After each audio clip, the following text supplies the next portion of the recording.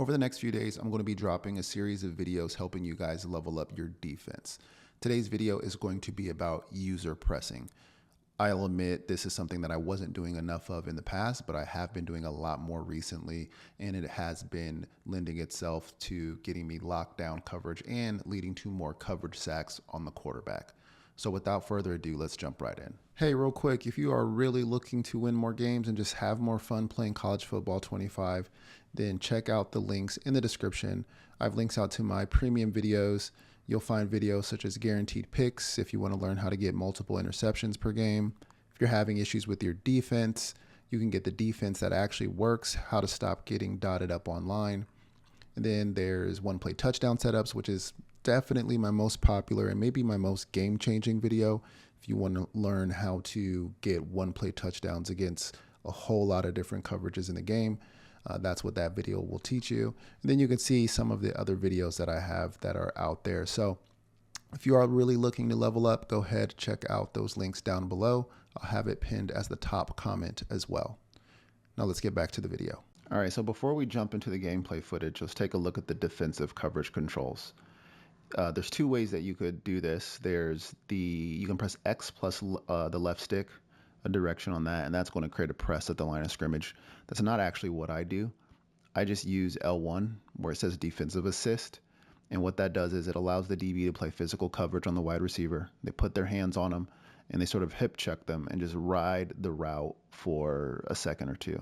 And that's what I'm using as a press. It's not technically pressing, but that's what I'm using it as because I just think it's more effective than the actual press mechanic. All right, so I'll show you guys real quick, and then we'll just jump into some footage. All right, let me do this real quickly. And one other thing, I found that linebackers aren't as good at the defensive assist or pressing than safeties are. So I'll just put like safeties in if you're going to if you know you're going to play coverage, and let them cook that way. Now, it's not always. Sometimes the wide receiver is going to run by you. Like, it's not an OP technique. They do run by you sometimes, but that's okay because you should have coverage on the back end to support if that happens, especially if your opponent has takeoff anywhere on the field, which Nebraska does not have. So I think we should be good. There I am in the slot. I'm going to hold L1. Boom. There's that cut. All right. And he got absolutely cooked. So that's an example of it not working. Let's try it again. I'm going to hold L1. Boom. And he's just getting cooked, but we recovered. You guys probably couldn't tell by the way that looked visually, but I could feel that it sort of worked because I wasn't doing much with the left stick and it trailed him anyway. So I think it's partly animation dependent. Let's try Wallace over the slot over here, number 16. Boom. All right, so we get a better animation there, and it allows us to ride him. Pause. Wow. It allows us to stay on top of that route. Let's try the tight end here. Boom. All right, we get a good animation there. He kind of broke away at the end. But the thing about user pressing is that you only need to flash, meaning you don't need to ride the route as long as I am in this example. You just need to show yourself and then switch stick to something else. You see a lot of pros doing that. They just show that they're on a route like this, boom, I'm there, and then I'll switch stick over to that. You see how I did that? Because it's only your players are looking off routes very quickly. They're not just staring a man down. At least good players aren't. And so you just need to show yourself, and then that allows you to switch to something else. So if you just do this, hold L, motherfucker got beat. All right, but I did switch stick over and covered that. Let's go back to trying this dude in the slot because he's actually cooking this guy. I don't know if it's a mismatch advantage or what. Boom. And then I can switch stick over the top like that. So that's user pressing. Showing yourself over top of a wide receiver essentially removes that route from their read. And if you guess right, like you have I would say like more cases than not, you have a 1 in 3 chance of being right in your guess, 33%, because most people aren't throwing at corners. They're throwing at the slots or the middle wide receiver on a trips. They're not typically throwing. So if you just show yourself and then boom, switch stick, and now you're there, then that's good defense. And I'll show a quick replay here, and then we'll jump into gameplay. You can see here where my reticle is.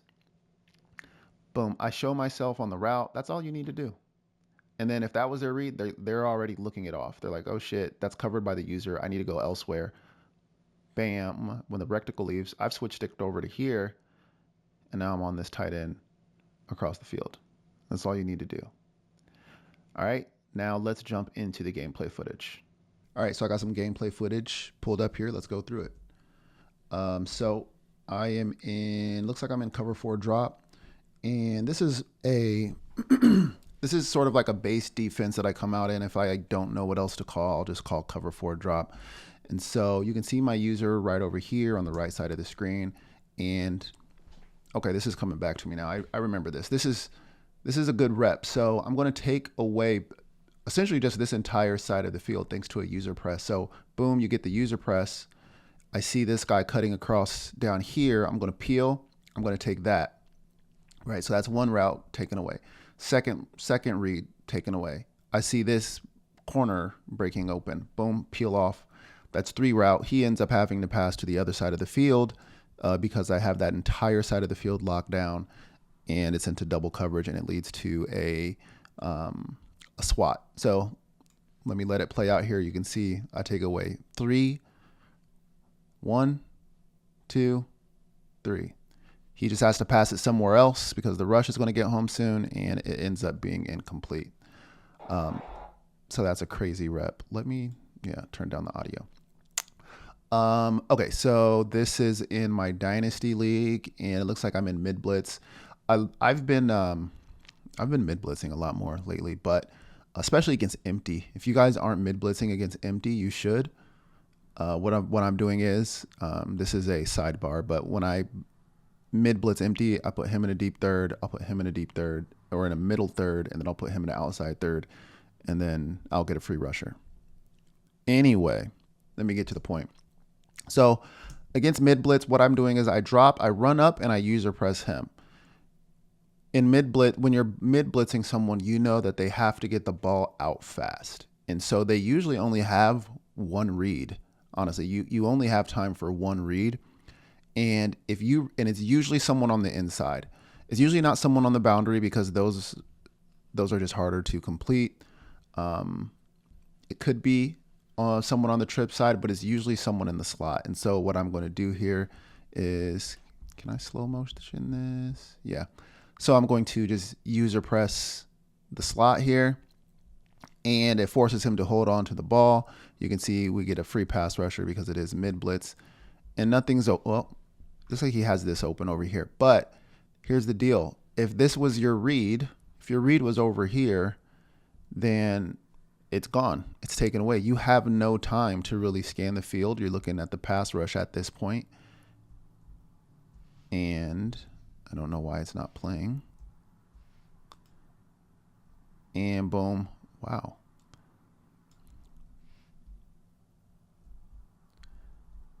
All right, here we go. I don't know why this isn't working right. But anyway, you can see we get the sack fumble and the recovery thanks to a user press. Boom, next clip. So you can see my user. I'm typically user pressing someone in the slot, by the way. So we're user pressing the slot here. He hikes the ball, boom. I hit L1, there's the user press. All right. Again, if that's his read, he has to come off of that and go to his second read. So this is a good point at when you can like switch stick to something if you wanted to. Like I could have switched over to the corner. I could have switched up here. You only need to you don't need to like stubbornly stay on that route. You just need to show yourself on the route, and then they'll typically just look it off and go to someone else on a different read. But that's not what I do here. I end up just holding L1 and staying on that. Or no, I guess I peeled away to the stop route on the right side. I see now because I have safety help over the top, so I'm not really worried about anything. So again, thanks to a user press, I'm taking this side of the field out of the play. That side of the field is on lockdown, and at this point, the pass rush gets home. He has to scramble, and he ends up thanks to a broken tackle. He ends up getting about 6 yards, but that's a great example of a user press essentially taking away the play and allowing me to lock down an entire half of the field. So again, in real time, you can see there's the press, I peel, he has to scramble, and it's, yeah, and the play's dead. And you can see I've been user pressing him all game, and it's 17-0. Like he's in a box. He can't do anything against me. Dynasty. This is against CPU, but I thought it would be a good example because of two reasons. One, the running back is going to, these running back routes are very hard to defend when they run like an up and out or an up and in or something like that. They're very hard to defend. But if you can align yourself over top of that running back, when he gets to you, you can just hold L1 and press him. Boom. And now his momentum is ruined. And he even has takeoff. Like you can see his takeoff emblem lights. And so he even has takeoff. Looks like it's bronze takeoff, but I just hold a L1 as soon as he gets to me, and it completely ruins his momentum. Right. The other thing about user pressing with L1 is that it kind of looks like the wide receiver is going to break open, but that's just the way the animation looks. As long as you're holding L1, you should stay attached to their hip automatically. And I've seen the computer makes this mistake, and I've seen opponents make this mistake online. They think it's breaking open, so they'll pass the ball anyway to try your user, and yeah, and you're there. So I'll show you again. Look at how the user press ruins the momentum. Boom. Takes all speed. I'm there. Easy user lurk. Right there. So another way to defend the running back here, mid blitz. So this kind of shows what I was talking about earlier, how I like to set up my mid blitz. Deep zone, deep zone. I should have put him on a middle third. I just must have forgot. Honestly, I don't know why I didn't. I was too busy getting him in position for the user press. But again, you only have one read, and if you take away one of those reads, and if you guess right on the read, then what can your opponent do? Like, they can't do anything. And so I user press him. He has to hold onto the ball. And I mean, what's open? Like, nothing's open. He could try this, I guess, over here, but nothing's open. And we get a free rusher coming in off the edge. Bam. By the time, the thing that I like about about mid blitzing and setting it up this way, first of all, he blocked his running back, and we still get a free pass rusher, even though he blocked his running back. So the sheds are just better when you mid blitz. And then secondly is by the time someone does break open, like now, like maybe this underneath, by the time someone breaks open, the pass rush is there. So you're putting them on a clock. They have to think super fast. And if you user press someone off the line, like I did here, boom, you're taking away a read. And if that was their read, they're toast. You're getting a sack. The mistake I made was not putting him on a middle third, which worked out because he blocked, he zoned off. So if he ran a route this way, I would have been cooked because I didn't set him up, but it ended up working out. If you're going to take this mid blitz strategy, just make sure you're putting your guys on those thirds, outside third, middle third. That way you can't get beat deep. You're basically conceding anything underneath for to get a sack, basically. So anyway, this isn't a mid blitz video, but you can see user press, boom, we get the sack, 4th and 21. Again, like I said, you guys can see I've been user pressing a lot more lately, and look at the score, 17-0. Like, that's the second game in a row. Like, look at the score here. Where was it? 0-17 again. Like, I'm shutting people out and holding them to very few points thanks to user pressing. Just thanks to user pressing, and it leads to coverage sacks. This is online. Okay, next example. Let's see, what do we have here? All right, here I am. Boom, I run up. Looks like I get a user press. All right, I remember this one. Ended up getting a pick thanks to that user press. And I want to show you guys why.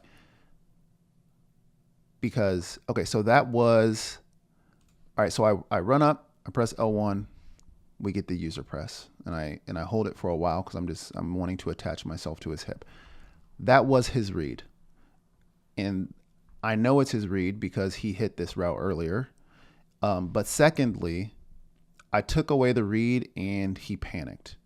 He instantly panics. Look, he instantly starts scrambling when he doesn't have to. He has a clean pocket. He doesn't have to scramble, but he panics. His guy is locked down. Now, at this point, he broke off of the press and he's running towards the boundary.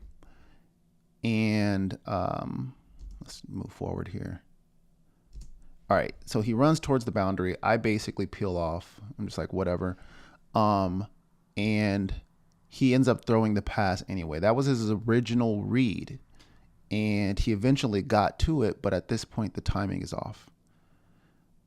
The timing is off because of the user press. He took too long to get to his spot, and my opponent threw the ball anyway, and it's a pick six. So here it is in real time.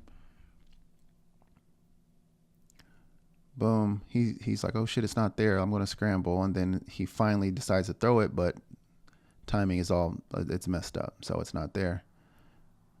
And yeah. And you guys can see how and you guys can see how I'm doing this with like different teams. I'm doing this with Louisville Cardinals. That's Cardinals. This is a dynasty that I just recently joined. This is Nebraska. This is Nebraska. Like I'm not using tier 1 teams. I'm using like, 80 some overall DBs to do this. So it's not team dependent. It's all strategy.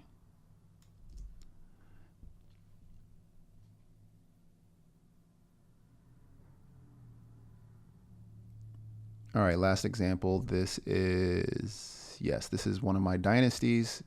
This is my dynasty team. I'm Arizona State. They are not good. It is a terrible team. But you can see, so I'm setting up my mid blitz. I'm always blitzing mid blitz now. And I'm user pressing here. So we take the slot out of the play because that is the most frequently attacked read against mid blitz. It's the slot. And I know I guessed right because he doesn't know where to go with the ball. He's holding the ball too long. You got to snap and throw. He doesn't. We get the free rusher. And by the time he's kind of starts to see guys break open, the pass rush is there. And I think this is the same guy I actually had a sack fumble against earlier.